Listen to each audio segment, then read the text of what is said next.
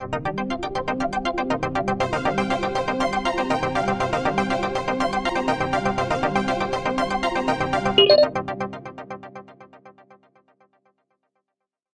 Naked by Nick Hornby. I'm going to read you the jacket copy so you get an idea of what it's about, because I kind of suck at summing things up in chronological order. In a dreary seaside town in England, Annie loves Duncan.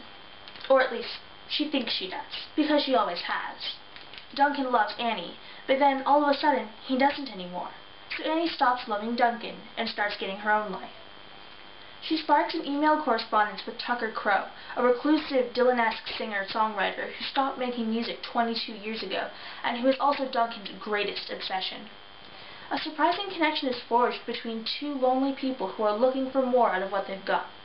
Tucker's been languishing, and he's unnervingly aware of it, living in rural Pennsylvania with what he sees as his one hope for redemption amid a life of emotional, familial, and artistic ruin, his young son, Jackson.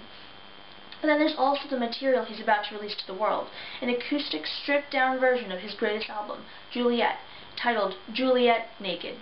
And he's just been summoned across the Atlantic with Jackson to face his multitude of ex-wives and children, both just discovered and formerly neglected, in the same country where his intriguing new internet friend resides.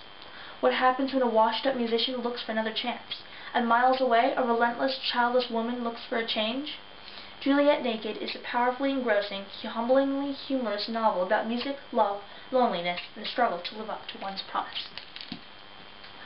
Well, as you can see, it's not actually about a naked girl named Juliet, which you'll either find disappointing or relieving, one or the other. But that being said, were I to give this a movie rating, I would give it PG-13 for language and references to sex, despite the fact that the most explicit thing in there is, like, kissing, pretty much. As for actual book rating, because text is a lot different from video, and what one person is comfortable viewing is different from what they're comfortable reading, I would say if you're under 12, do not read this book. If you're over 12, but sort of not too far over 12, I would just know what you're comfortable with, know what you don't want to read, and just make decisions based on that. I don't know you, maybe you read really explicit stuff and this will be like, pfft, and maybe you don't.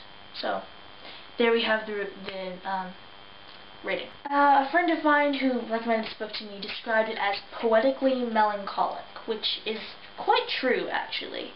It's not a terribly exciting book. It's very about the characters, and you feel with Annie as she's annoyed at Duncan with his obsession with Tucker Crowe, and then you feel for Tucker as he's just wishing he could have changed some things. And I think it's very interesting to see the other side of the rock star. You read all this stuff about rock stars, and you see them and stuff, but this is afterwards. He's retired, and he's looking back on his life and thinking about all the stuff he did.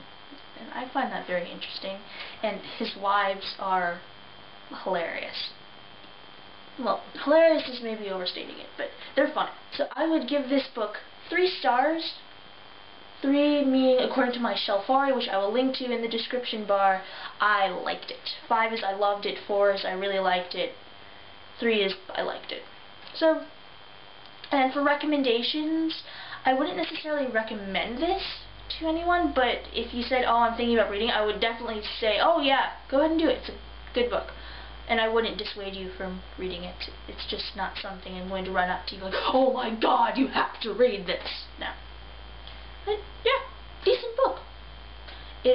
I enjoyed it. It's rather long when it comes to this sort of book. I'm used to fantasy being long, and although there's a lot of long sci-fi, I just haven't actually gotten around to reading that yet.